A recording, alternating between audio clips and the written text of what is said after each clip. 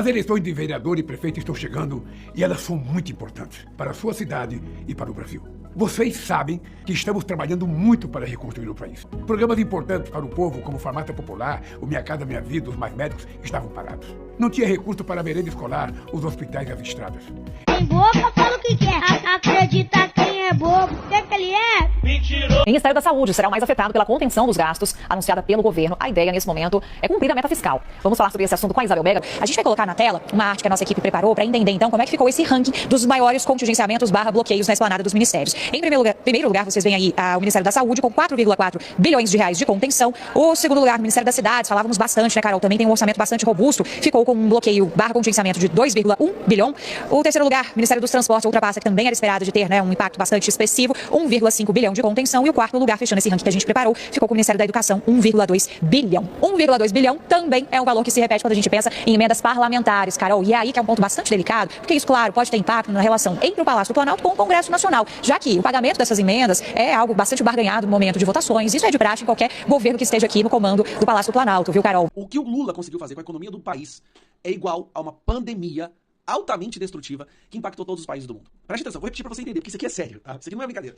O governo de esquerda do PT, o Lula, causou um estrago na nossa economia igual ao da pandemia. Gente, isso é simplesmente impressionante. Como que uma pessoa com a sua ideologia consegue ser tão destrutivo quanto um vírus que matou milhões de pessoas do mundo? Veja bem, nós entramos na Corte Internacional de Haia acusando o Bolsonaro de genocídio da comunidade Yanomami. Sabe o que aconteceu no primeiro ano do governo Lula? 6% a mais de mortes da comunidade Yanomami agora. Aí tá aí agora a imprensa inteira a serviço da propaganda do governo, ou descuidada, que eu sei que tem muita gente equilibrada, mas descuidadamente passa celebrando o maior superávit primário, aliás, o terceiro maior superávit primário do mês de janeiro. Sabe quais foram os dois maiores? 2021 e 2022 com o Bolsonaro. Compreende? É tudo mentira, cara. Tudo mentira. A economia brasileira está paralisada, está estagnada. Programas que beneficiam os mais pobres estão entre os principais afetados pelo congelamento de gastos do governo Lula. O Farmácia Popular, que entrega remédios gratuitos, e o Auxílio Gás, que subsidia o botijão de gás, sofrerão com um bloqueio de verbas. O congelamento de 15 bilhões de reais em gastos anunciado pelo governo federal para manter o equilíbrio das contas públicas vai atingir áreas essenciais, como saúde, educação, obras e programas sociais fundamentais para a população mais vulnerável. O Farmácia Popular terá 1 bilhão e 700 milhões de reais bloqueados. O corte também atinge o programa de concessão de rodovias e o Auxílio Gás, que subsidia botijões para famílias carentes. Uma vez está tenso na UERJ. Isso porque os estudantes voltaram a protestar contra os cortes de benefício e também ocupam parte do prédio da universidade.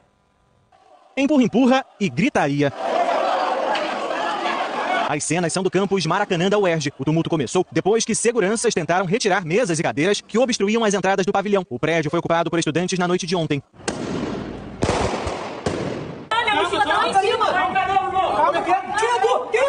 A reitoria da UERJ classificou como inaceitável a tentativa de obstrução do campus. A universidade também disse que abriu uma sindicância para apurar o ocorrido e identificar os envolvidos. Os estudantes protestam contra o corte de auxílios oferecidos pela universidade. Antes, as bolsas de assistência atendiam alunos com renda bruta de até um salário mínimo e meio. Agora, só vai ter direito quem ganha até meio salário mínimo. E isso vai gerar uma grande evasão, principalmente dos alunos vulneráveis, transformando a universidade cada vez mais elitista, cada vez com menos acesso às pessoas que realmente precisam dela. A UERJ alega que o benefício tinha sido concedido de forma emergencial durante a pandemia e diz que a mudança não atinge alunos cotistas. A gente não tem recurso para isso. Estamos muito empenhados para obter recursos para garantir todas as nossas atividades. E esse recurso foi dado numa época de pandemia. A UERJ precisa estar aberta. A UERJ tem muitos estudantes que contam com as aulas, muitos docentes que querem dar aula e muitos servidores que precisam trabalhar.